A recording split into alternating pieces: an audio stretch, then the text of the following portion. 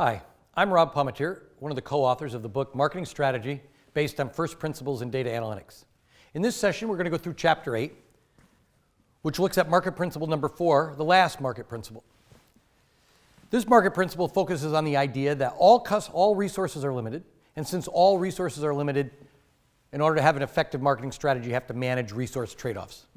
What we're going to cover in this session is going to, through an introduction, just set up what the first principle is.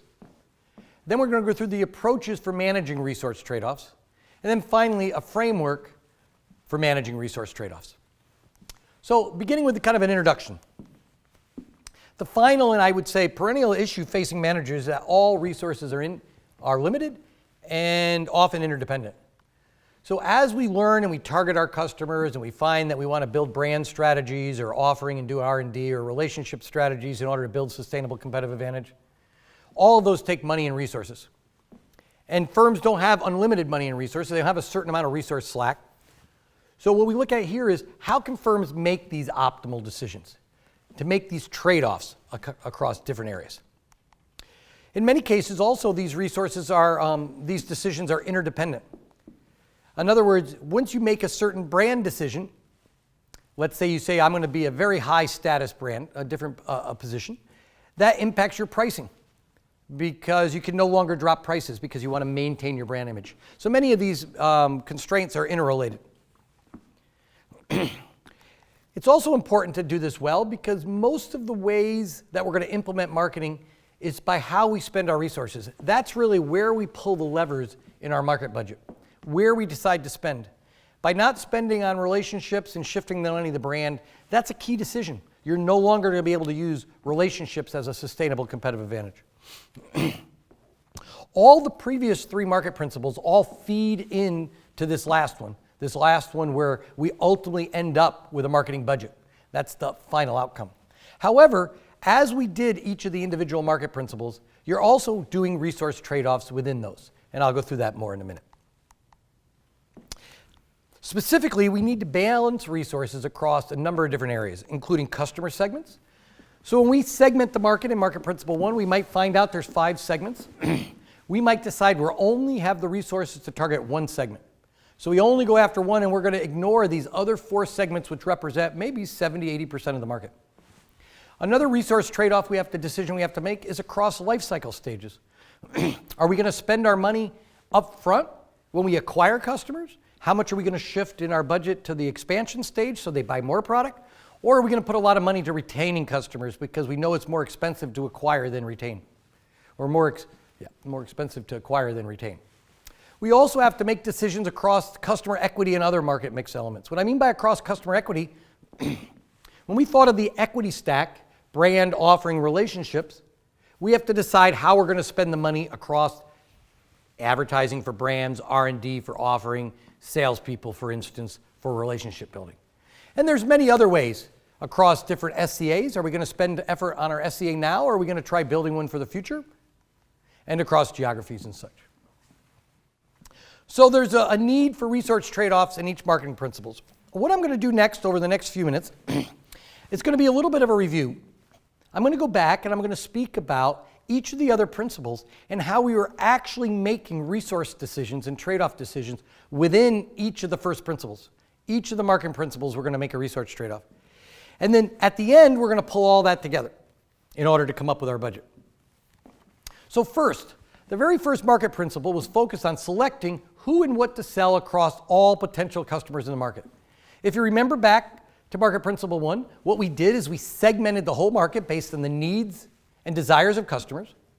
After we segmented, we selected the target based on our competitive strength and market attractiveness on which one we were going to go after. And then we positioned ourselves on that segment. Well, we made some decisions there. We made some trade-off decisions. We made decisions across the allocation, attractiveness and relative strength. We picked the target market, which was a trade-off decision based on the market attractiveness and the competitive strength. And we typically used and we showed the GE matrix as a way to do that. Now, there are improvements that could be made in that. The improvement could be is we could cut the market, rather than cut the market up into 5 segments, we could cut it into 8 segments or 10 segments, or even as Royal Bank of Canada does, 100 segments. By focusing on smaller segments, our positioning, each product that we launch to a segment will be better targeted. It'll be more well-fitting to that small group of customers. The other thing we could do is rather than just use market attractiveness to pick segments, we could use customer lifetime value. The advantage of that is we're picking segments not on the attractiveness right now, but on how much we're going to earn from each segment over the whole life of each of those customers. As we showed earlier, that's a better way to do it. So as you can see, in Market Principle 1, we already made a number of trade-off decisions. And this is a good way to do it. It's a good way to do it when you're focused on Market Principle 1. You make the first level of adjustment. And then we're going to go to Market Principle 2, and we're going to make another. And you're going to see one of the best ways to make these allocation decisions is you make them and you iterate to the next one, and then you go back and redo it. You're constantly trying to get more accurate and targeting better. Okay, in Market Principle 2, what trade-off decisions did we make? We selected who and what to do across the portfolio of customers, because this market principle was focused on managing customer dynamics. We know all customers differ. We have to manage customer dynamics. So how are we going to do that? Our approach will we segmented customers dynamically or temporally. We customers that we just came into our portfolio, we say they're going to be more homogeneous, so we're going to look at those together. Same with expansion and retention. Within the expansion stage, for instance, we then clustered analysis. That was really a dynamic segmentation approach. So how do we make decisions across the personas within each of those groups? We looked at the customer lifetime value of persona. It's a lot easier to use customer lifetime value for Market Principle 1 here than in the first one, because these are our existing customers. Because our own customers, we know how much we're earning on them. We know the profit levels. In Market Principle 1, it's much more difficult because we're doing the whole market, and many of those customers were never, or potential customers, we've never dealt with. So to understand how much we would earn for them over their life of the customers for target segments we've never dealt with was much more difficult. But we pretty much said you could do it on Market Principle 2. How would we improve this? We would use individual customer analysis. We'd go to almost one-to-one marketing. That would allow us to track our customers through their life cycle. We could also use a technique of hidden Markov models for dynamic segmentation versus just breaking it into 3 discrete groups of acquisition, expansion, and retention. This allows it to be in as many segments as it needs to be. So that's how we were making trade-off decisions in Market Principle 2, is by deciding what personas we're going to go after based on their CLV. Now, Market Principle 3, what trade-off decisions did we do there? This was deciding how to use brand, offering, and relationships to achieve our positioning objectives from the STP and from the AIR. The approach was using a customer equity stack. If you remember, we had, it was kind of the example of the beer in the paper sack. If it was in the paper sack, that was our offering, just the taste and price. We took the sack off. The extra amount was the brand value. If it was served by our bartender, favorite bartender, that would be the relationship equity. We made decisions across brands, offering, relationships. How do we do this? We talked about using conjoint analysis. Conjoint analysis is a trade-off decision for like offering. If you want to design the ideal offering, you can use conjoint analysis. It tells you the characteristics, the actual levels of all the design characteristics associated with a product in order to achieve maximum market share. We can also use CLV in this. Also, we brought up experiments, a way to see if brands and relationships will work. We could look at 2 of our territories. We could add more salespeople in one, not add in the other, and actually see what happens to both relational equity and sales, and that allows us to understand if we should add more salespeople or not. Improvements, rather than do brands, offering, and relationships separate, like if we did an experiment just on relationships, that would be only one of the BOR at a time. It would only be relationship. Ideally, we could do a multivariate approach, which would look at all 3 of those together. Because as we know, there is interrelationships between brands, offering, and relationships. Now we're up to the 4th one, the one we're doing today. We want to determine annual budgets, plans, and metrics to execute the BOR marketing strategies and support our overall positioning in the market. How are we going to do that? Our approach is going to be, we're going to do something, we're going to measure its impact on a metric, we're going to evaluate that impact on the metric, we're going to adjust our action, maybe spend more, spend less, and then we're going to do it again. We're going to keep doing that, and I'm going to go through that today. What's our decision criteria and allocation process? We're going to use things like marketing ROI, customer lifetime value, elasticities from the choice models, tells us how much we should, for $1 of spending in the input, how much does that have in an output? We can also use conjoint, and we're going to bring in a new technique, and this would be response models. Improvements, we can do more refined metrics and more inclusive response and optimization models. Okay, so overall, we said all resources are limited, and we say that's a fundamental assumption of marketing strategy. The recognition that all resources are limited and that an effective marketing strategy must manage these trade-offs is really the fourth and final principle we're going to talk about. And you got to recognize all financial resources are constraints, and even if a firm has a very good resource allocation, changes by competitors, changes by customers, markets, trends, technologies, that's constantly going to be impacting what's the ideal adjustment. And so a firm constantly has to be readjusting its allocation of resources. So a firm must account for these resource trade-offs in order to have an effective strategy. Putting that together, market principle 4 is all resources are limited, and an effective marketing strategy must effectively manage resource trade-offs. Okay, now I want to turn from the introduction to the approaches for managing resource trade-offs. And first I'm going to do, as we did for the other first principles, we're going to go through the evolution of approaches that people have used in business. So it started in something we call the heuristic era, when there was very little data, and has moved into this data era, where we have a lot more information about individual customers. So the heuristic era, the typical way they did it was this thing we call anchoring and adjusting. So what would happen is most firms would spend something like 4% of sales on advertising. That would be a heuristic. They say, oh yeah, we spend 4%. If the business grows, 4% represents a bigger pot of money. Other times they might look at competitors and say, we're going to spend the same as our competitors. If competitors spend 5%, we're going to spend 5%. Sometimes they take it of profits rather than sales. But in any case, they use just some simple heuristic. They spend based on that heuristic. They get some outcome. But they don't really evaluate that link. They don't say, is 4% right or 5% right? And there's very little adjusting. There's been firms out there that's for 10 years in a row, they've spent 4% of their sales on advertising. Do we believe 4% would have been optimal for that firm for all 10 years? There's no way it could be.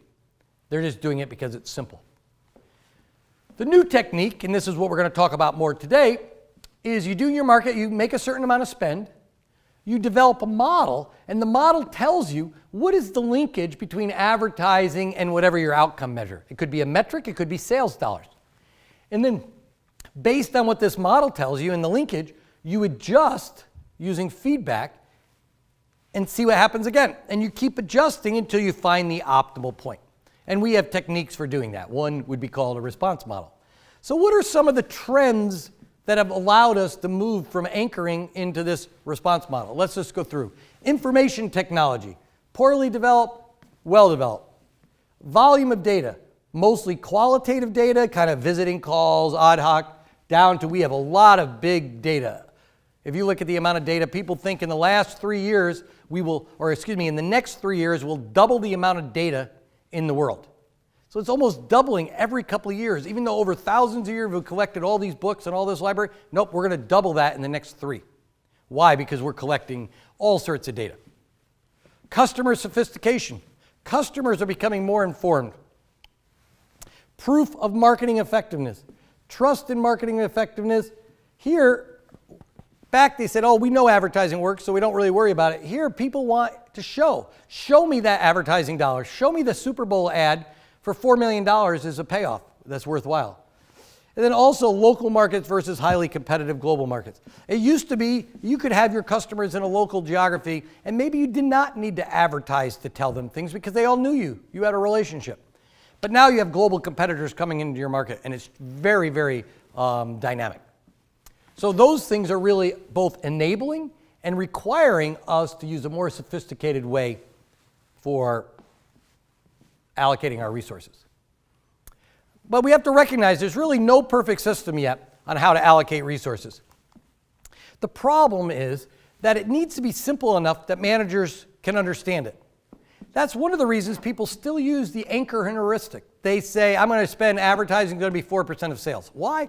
That is really easy to allocate. Really easy. However, so it needs to be simple, but we want it sophisticated enough that it takes into account the interdependencies across multiple time-varying inputs, each with different elasticities. What do I mean by that? That sounds kind of complicated. Multiple time varying. What that means is brand, relationships, offering, R&D, all of those vary over time. In other words, you could be changing how much you spend every quarter. Not only that, they have different time varying elasticities, meaning a dollar input to R&D might be different today than a dollar input in R&D in 6 years. Same with advertising. We know as we spend more on advertising, each incremental dollar gives us less and less and less, till it finally gets fairly flat, and more spending buys you nothing. That's a very complicated problem to solve, and it needs to be simple enough to be understood. So really the best, I put best in quotes because it's not optimal, but it's probably the optimal under the constraints, is that we do an iterative approach, which attempts to make optimal allocations across nested level of decisions. In other words, when I do market principle 1, and I segment the market and I pick a target segment, I'm doing that way before I'm thinking of brand, offering, and relationship. I make the optimum decision for targeting customers. Then I step back and say, okay, now that you're my customers, I'm going to make the optimal decision for acquisition, expansion, and retention. Now that I've done that, I'm going to make the optimal decision for brand, offering, and relationship. So I do each one as best I can, and then the next, that is fixed, and then I go on to the next decision.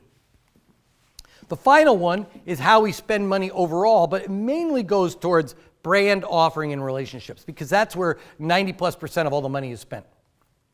Each level can be understood by the managers. Bounded rationality just means you can only understand so much. And they can make a good decision, and they can do it in an area of expertise that they know about, and then you can go on to the next decision. You can learn and improve at each level. So there's a short feedback loop. And then when you get done, you can maybe do a more sophisticated approach by attempting to look at the linkages between your target market selection and your acquisition, expansion, and retention, between like market principle 1 and market principle 2. So now I'm going to go through the methods. The first one is anchoring heuristic. I've already described it a little bit. It's widely used in practice. And here's just some of the ways it's used. One is the percentage of sales method. It pretty much says marketing resources reflect sales revenue earned from the focal product.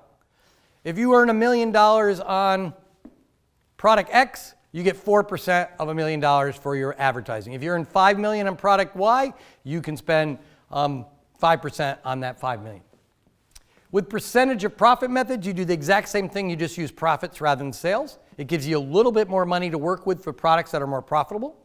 Historical, is this manager adopt this, is simply set their present resource level at whatever it was last year. Finally, is competitive parity, is kind of just copying what your competitors do. Again, none of these are optimal. They're easy, and that's why firms use them. The next is the more sophisticated way that more firms are moving to today. This is the attribution approaches. There's really two main attribution approaches. One is using experiments, and I've described this in a couple of the previous sessions. It's the idea where if I want to know the optimal level of advertising, I take two areas. One is a control group, I don't do anything. The other one, I up my advertising, and I see if sales grow fast enough to pay for the increase in advertising. There's a couple problems with that. One, I can only change one thing at a time. And two, well, it tells me I should increase advertising. It doesn't show me the exact amount I should increase it by. Some of the other techniques I'll show you tells you the exact amount. That's a response model attribution. It's a statistical model that captures the relationship between past investments and past outcomes. The whole idea is that we think that those relationships will hold over time. And then it uses it when optimizing. The nice thing is it can give you the actual level that you should spend, not just that you should increase it or decrease it. So what are some of the pros and cons? The classical approaches to sales marketing forecasts, like percent of sales, benchmark, last, squeaky wheel, just whoever complains. Spread the butter is just everybody gets the same. Those are simple but not optimal. And if you can figure out how to use the response model to allocate resources, it'll always give you a higher ROI by just definition. In this case, we're going to build a black box based on past responses and use that black box to predict what's going to happen in the future. Once the model is built, we use like linear programming software, something like Solver that runs in Excel, to find the optimal point. Once you have the kind of the equation, if you will, that's actually fairly straightforward. In essence, it's just curve fitting. The big assumption is that the past is a good predictor of the future. Now, that does work pretty good as long as you update this like every year. Some firms do it even every week. There's some retail stores now that reallocate their marketing mix every week. No more annual planning. Every week they take all the input, what's happened, and why do they do that? Because competitors are doing things. If competitors are doing things and customers are changing, the overall economy is changing. As that happens, the responsiveness or the elasticity to different types of treatments will be different. So your past, if there was a depression or a recession, that data collected during the recessionary period probably isn't going to hold during now when the economy is doing a lot better. So it needs to be updated. And this is kind of how the model works. It's just a black box, and I'm going to walk through it. So first, you have a number of parts. You have about 8 different parts. First is a marketing input. And you could do one of these response models. I'm going to show you some examples in a minute. You could do it for advertising, selling, sales force allocation, pretty much anything you want to do. So these are your inputs. It's going to go into a box. This is a model, an empirical model. We call it a response model. But besides your inputs, we're taking into account competitors' actions and environmental factors. Why do we have to take these into account? I already spoke about if the economy is changing, that matters a lot. Come to find out, when the economy goes into a recession, people buy significantly more of non-branded products. They think they want to save money, or maybe they really need to save money, and they go for private label products and cheaper products. You need to take that into account. Also, competitors. If you look at the airline industry, they reanalyze pricing data about every 20 minutes. Because let's say 2 airlines are here. One airline evaluates their plane and they say, wow, my flight to Phoenix is almost empty. I'm going to cut price to fill the plane up because I'm going to fly the plane no matter what. So they cut price. If the other airline flying to Phoenix keeps their price high, they don't realize it, they're not going to get any business pretty much because most people search out multiple airlines. And this plane will fill up and this place will be nearly empty. So what they do is every 20 minutes, this company looks at all the pricing of their competitors. Based on what they're doing, they up it or lower it. And they also look at their internal demand. So you have to look at competitors. Out of this, we expect these inputs are going to impact some metric. That metric could be something like sales or profits, but typically we use a more refined metric. And what do I mean by a more refined metric? If I'm changing, let's say, banner ads on a website, if I change the color of the banner ad, and my output I'm measuring, and I'm going to spend more on that banner ad, and I increase my banner ad by 2 times. I go from 100,000 to 200,000 on my banner ad. Do you think that's going to impact General Electric's overall sales revenue much? Probably not. General Electric is a huge company. They have lots of things going on. A banner ad is not going to be able to be detected. So typically what we do is we make the metric smaller so we can detect the change. Let's say we think a banner ad is going to drive traffic to our website and click-throughs. People are going to click on it and we're going to get some traffic. We know over history how much traffic is worth in sales.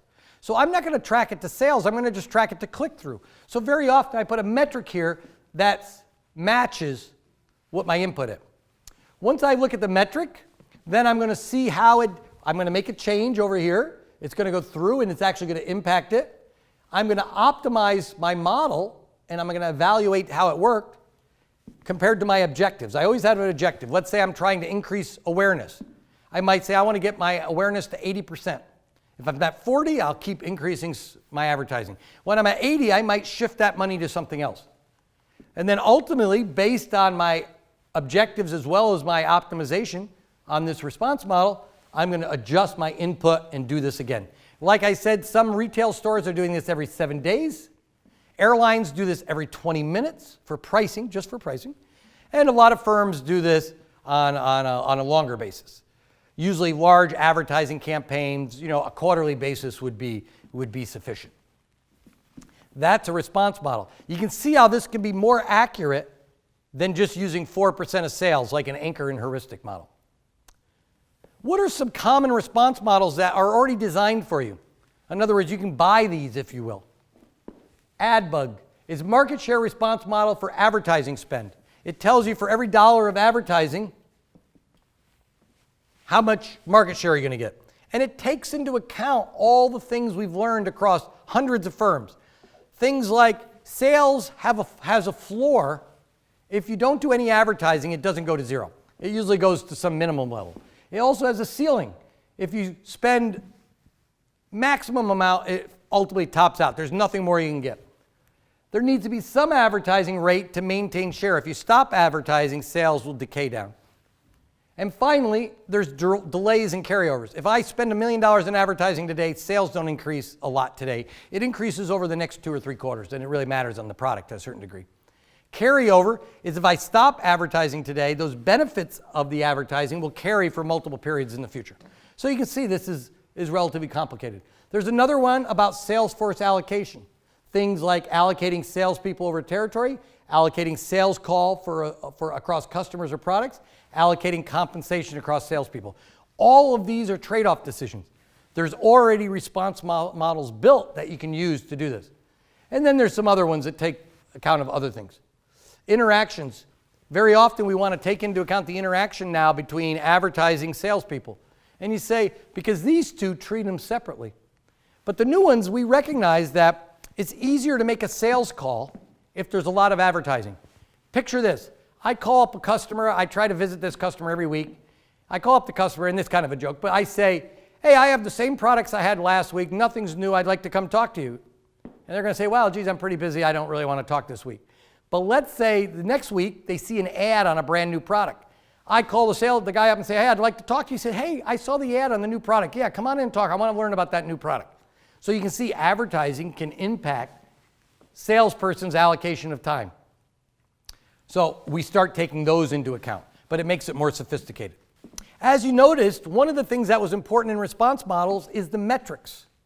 We can't just look at sales and profits for everything. Even though that's what the accountants look at, they're not refined enough. They're not granular enough. We look at a lot of metrics ourselves. So next I want to speak about some metrics. Balanced scorecard is just a way to think about it. The idea is we need these metrics to see what our actions are causing. We want these metrics to be fast response. Sometimes sales takes too long to see. So the things we like in a metric, we want short feedback loop. In other words, we change the input. We want to really quickly see the impact so we can feed that back. We want it looking to the future. We don't want it to look in the past. If I look at past sales, last quarter's sales, that's backwards looking. And we want it to be fast response. The scope of the metric should match the domain of the decision. If I'm doing banner ads, something like click-throughs is about the same scope. If I'm doing R&D, sales from new products might be a good scope. So you want the metric to match what you're changing. Some common marketing metrics and what they're looking at, customer sat is really more product focused. Service quality is experience and relationship focused. Brand awareness is promotion, has a pretty fast response. Brand strength and quality has quite a bit of inertia. Lots of things impact it, and it doesn't change really quick. Customer retention is backward looking because the customer's already left. Loyalty is probably the best aggregate measure for marketing effect. Why? The customers like you and they want to buy from you. That's a pretty good measure, and I'll talk a little bit more about loyalty here. However, some measures of loyalty are misleading. So I want to just spend a minute and talk about loyalty itself, because there's really 4 kinds of loyalty we often speak of. What we like to talk about is true loyalty. In this case, we have high behavioral loyalty. In other words, the customer's buying from you repeatedly, and they like you. They have positive affect or emotions towards you. That's good. That's true loyalty. But if we look at spurious loyalty down here, this is a case where the customer buys from you, but they don't really like you. Let's say you are the only gas station in town. You live in a little village, one gas station. And you say, my customers are really loyal. I say, why? They say they keep coming back to buy gas. I'd say, you have spurious loyalty. They have no choice. Now, you've been a jerk for many years to all these customers. You treated them poorly because you were the only game in town. All of a sudden, a new gas station comes in town. What do you think people are going to do? They're going to switch. That's spurious loyalty. Latent loyalty is just the other idea. The customers like you, high attitudes, but they don't buy from you. People might have a great attitude for Ferraris, but they can't afford it. Or maybe they really like a certain kind of food, but that food, Starbucks, maybe they really like Starbucks coffee, but there's no Starbucks in their town. So the loyalty is there, but they can't act on it. They can't buy because it's not available. And then obviously no loyalty is they don't like you and they don't buy from you, which is pretty easy. But you want to be careful that you're looking at both of these, attitudes and behaviors. And that's why Net Promoter Score often is considered a decent measure. Probably the biggest advantage it has is a single item to measure. The way you look at it is the number of customers. You ask them a simple question. You ask them, how likely is it that you would recommend your firm, Starbucks, to a friend or colleague?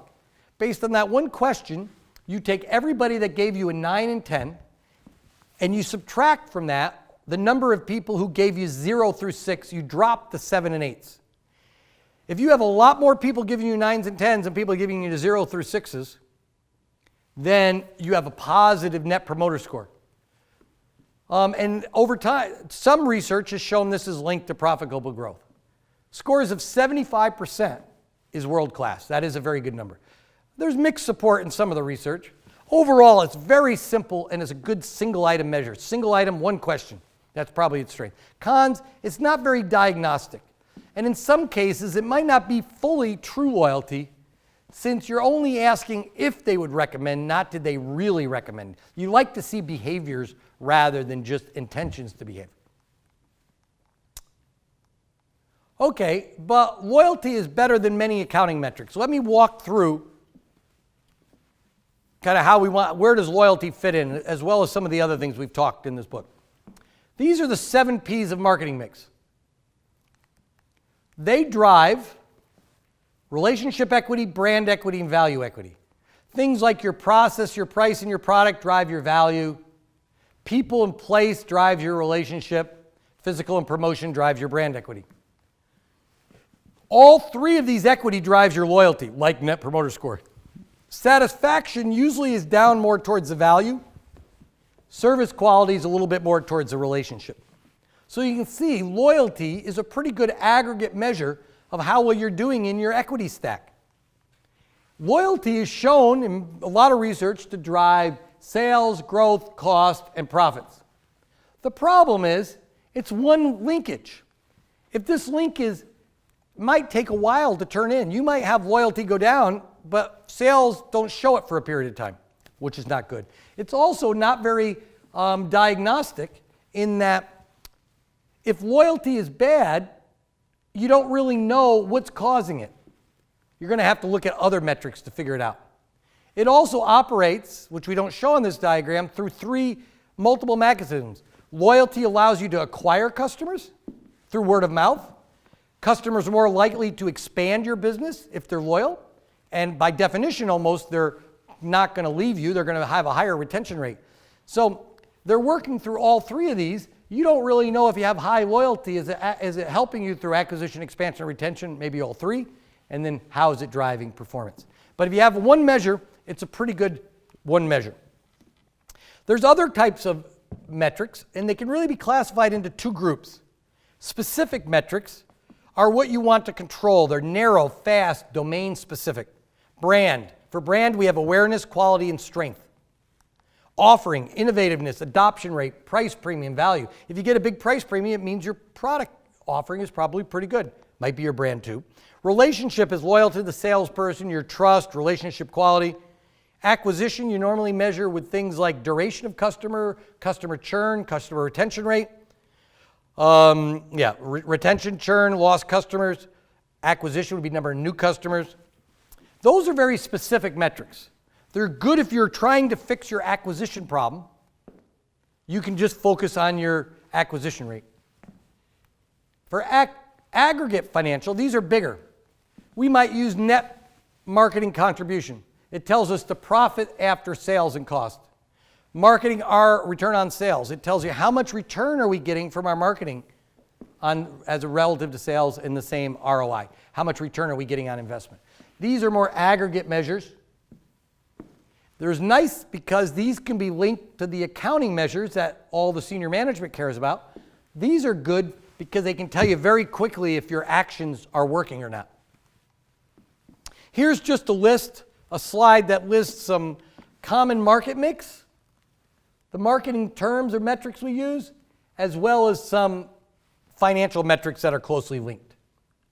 So you can see there's lots of metrics. And which ones you aim at and you decide to use really depends on what you're trying to achieve. Okay, now we're going to go through a framework for managing resource trade-offs. Kind of as we did on the other 3 market principles, we've turned it into a graphic. So what are the 3 inputs? The 3 inputs to market principle 4 is market principle 1, 2, and 3. It comes in. You could use the heuristic approach. We recommend using the attribution approach. It's obviously much more accurate and finds the optimal. What kind of analyses you can do? You can do response models, which is like the black box, or you can do experiments where you vary one thing at a time and see the effect. What do you get out? You really get out 2 things. One, you get out your plans and budgets. How are you going to spend your money over time and across activities? Also, you're going to get out metrics. You want to determine your metrics because you can't measure all the metrics. You want to pick which metrics for your business are critical, and it really depends on your sustainable competitive advantage. If your primary sustainable competitive advantage is going to be brand, then you want to measure brand awareness and brand strength. If your primary competitive advantage is going to be offering new product development, innovative products, you might want to measure dollars of sales from new products sold in the last 3 years. So you pick your metrics based on what you're trying to accomplish. Sometimes if you have a problem, you might pick a metric just for 1 year or so till you fix the problem, and then you can go back to an aggregate measure. But this would be the overall framework for managing all resources are limited, and thus you have to manage resource trade-offs. Process for managing resource trade-offs. It's really a 5-step process, and it's hard to be very specific on this because it depends. It depends on what resource you're talking about. But if we go through it, first, you identify the strategic relevant metrics. What do you really care about improving? If you're launching a new product, you're never going to sell it unless awareness gets up, so that might be one of the metrics you care about in the beginning. Then you assess the relationship between the metric and the marketing resource. So as you spend money on advertising, how is that driving your metric? That's really starting to build the response model. Then you assess the effectiveness of the reassess allocation. You look at what you've done in the past to what the response model. Then once you have this, and you're going to have to do this across brands, offering relationships, often across multiple different areas, but some of them you only do once in a while. Like sales force allocation. How many salespeople do you want in Ohio? How many do you want in California, for instance? Pharmaceutical companies maybe would do that once a year, but you wouldn't do that very frequently. But your advertising, you might actually, or your discounts, maybe you're going to do some price discounting, you might evaluate that on a monthly or quarterly basis. Then you integrate across all the different market activities. So this is really where you're building and doing your response model, and this is where you're doing it, where you're building your plan and doing it across multiple areas of your spending. That completes this session. The last market principle, where we look at the idea that all resources are limited, so you have to manage resource trade-offs. And we look at the old way of doing that is probably the anchor and adjust. We recommend doing this response model. But notice that every one of the market principles, you're making individual trade-off decisions within the individual market principle before you ever get to how you're going to spend your budget on brand, offering, and relationships. You're picking your target markets. You're picking how much you're going to do in acquisition versus expansion. Only when you get here do you spend, if you will, the large portion of your budget where you're spending it across the different ways you're going to build your sustainable advantage. Brands, offering, and relationships. Thank you.